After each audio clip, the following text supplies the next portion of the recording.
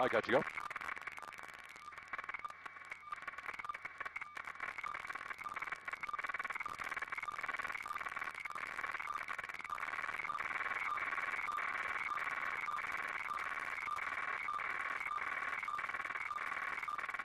Yeah, you can see folks out of their car, David, right there standing on the freeway. This is the 15 freeway southbound lanes. The whole freeway is shut down.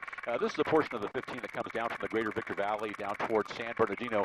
A lot of folks who make that run every day, they tell me they do it 75, 80 miles per hour. So it's real peculiar to see the complete freeway at a standstill. It's entirely shut down.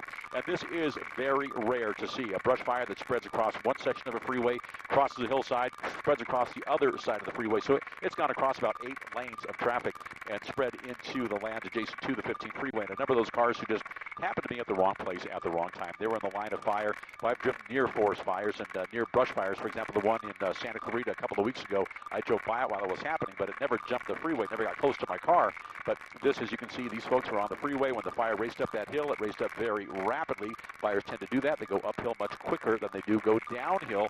And these folks just got stuck in the flames. Cars went up in flames, and boy, hopefully everyone got out in time. We haven't seen firefighters in their trucks and their vehicles moving into these vehicles, but we have seen at least one water drop. They brought in one of the water dropping helicopters. They dropped a bucket of water on at least a couple of those cars, but several are still going up in flames. Most likely a lot of damage to other cars who are stuck in that smoke-riddled area as well. So as you can see, all lanes are still shut down with the battle. Take a look at this hillside. This is kicking up a great deal of smoke. If you live anywhere, for example, in Palmdale, Lancaster, Mojave, maybe even as far as the Tehachapi Range, you may see some of that smoke. If you live in Hesperia, Apple Valley, Victor Valley, it's going to be a little bit more prominent. That's the area that's east of the Antelope Valley, up in the greater Victor Valley. And look at that plume. That raises up to, I would imagine, 12, maybe 13,000 feet up into the air. And we're in the middle of that. We're at about 8,500 feet, but off to the west, off to the east, that is. So we're clear of the smoke, and our view isn't hampered. But you can see that fire line on the hillside just inside or just west of Interstate 15. Back to the freeway now. Let's go to the 15 southbound. What they've done is shut the freeway down for everyone's safety. And just come to your right just a bit. Some folks found a little access road here. So here is one way off of the 15 for folks who didn't get the message in time who are coming down from Apple Valley or Hesperia.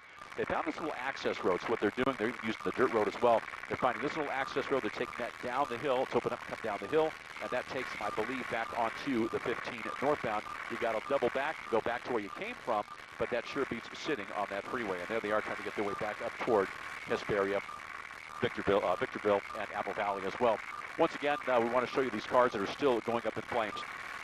This is the 15 southbound, well north of the 138. The fire, we believe, started adjacent to northbound lanes, but there's a little bit of a light breeze, rather warm here in the area as well. Those flames, they raced up that hill on the left side of your screen. They jumped the freeway. That's the 15 southbound. Some of those cars still going up in flames. Then the fire just kept going off to the right, up into the hillside, and firefighters have the entire area surrounded. Now, let's go up to the northern flank of the fire and give you one shot at what the whole burn area looks like right now. Back to you in the studio.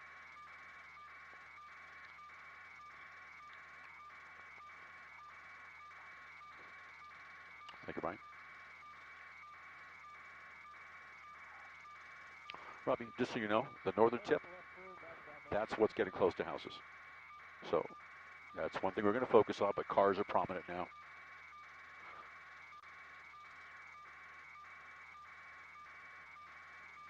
Yeah, a lot of oils in there.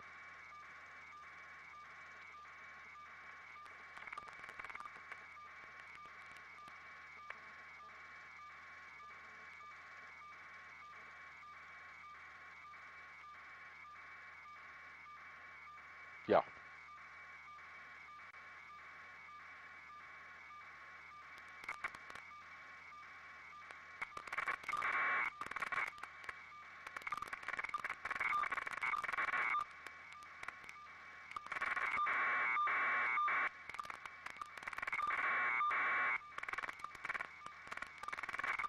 Take us to the cars, Brian.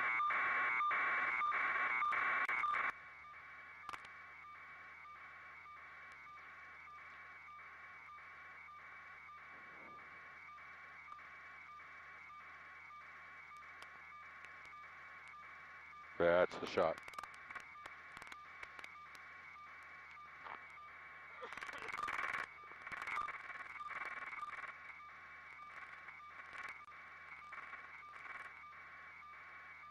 All right, okay. Lori, we're good till the 4:30 hit. Is that DC?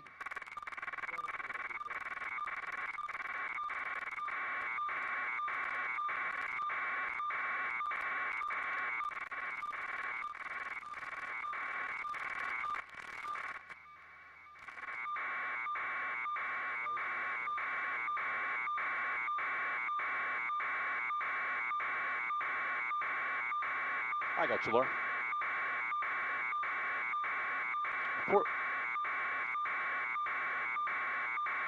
Yeah, Brian, tell me how late you can stay after 4:30.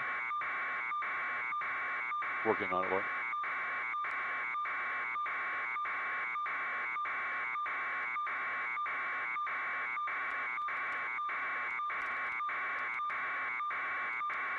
Lori, I can stretch it out, Lori, to 440, 440.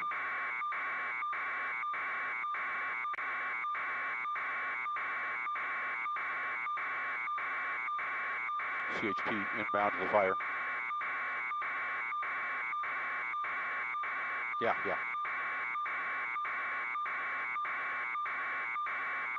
In case he goes to those people, I think he will.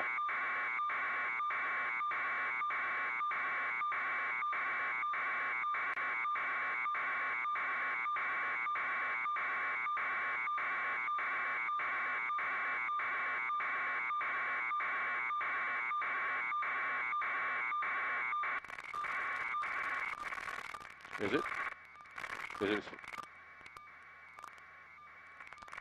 explosive? Okay, flames first and then that.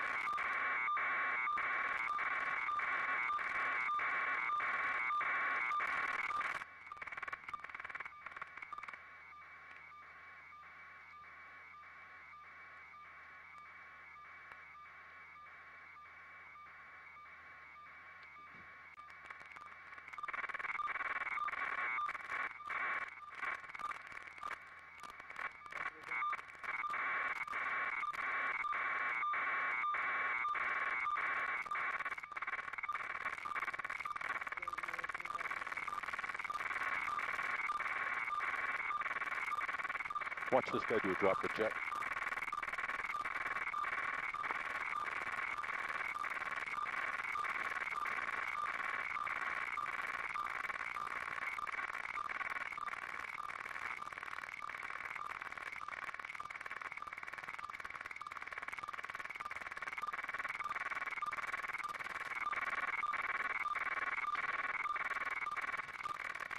Let's drop. Yeah, you can. He's going to make a FOS check drop in the next couple of seconds. The lead plane just made a water drop to let him know where to drop, and there it is. He's making a drop right now on the north and eastern flank of the fire to stop that fire from, in case the wind shift, come back to Interstate 15. So that was a perfect water drop. These fixed-wing tankers do a great job. There was some discussion earlier that a drone was spotted in the fire burn area, so they may have had to